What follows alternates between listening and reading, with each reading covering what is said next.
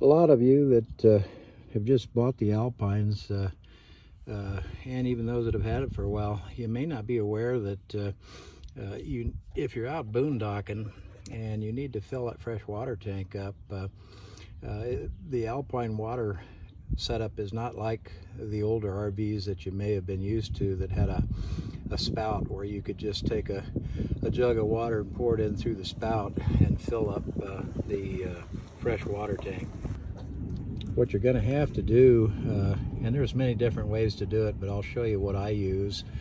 I've had this water pump, it's a utility water pump, and I bought this at Harbor Freight about 8 or 9 years ago. And if you're out boondocking and you need to fill that fresh water tank, this little pump will do it very easily for you. It's got a nice set of alligator clips on it so that you can hook it right to your battery. And the voltage requirement is 12 volts, and it'll deliver water at about 50 psi with a 300 GPM flow rate. So more than adequate to fill any of your freshwater tanks. And I'll just give you a demo here in a minute. You're going to have 2 garden hoses made up, and you're going to need one with a female end so that you can attach to the suction side.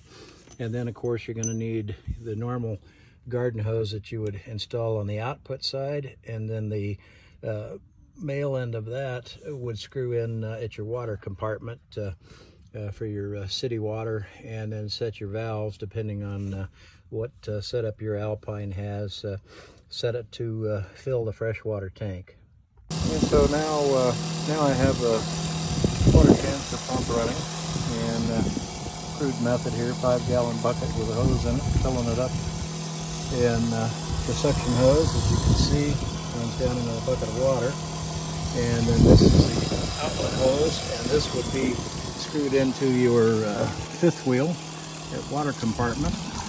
And we'll show you how quickly this transfer pump does it's moving water. And as you can see, it's transferring water quite nicely. And we'll check and see what kind of pressure we've got when I put my finger over the hose, and you can see that's I could stand out here and water the yard if I wanted to. But very inexpensive transfer pump setup.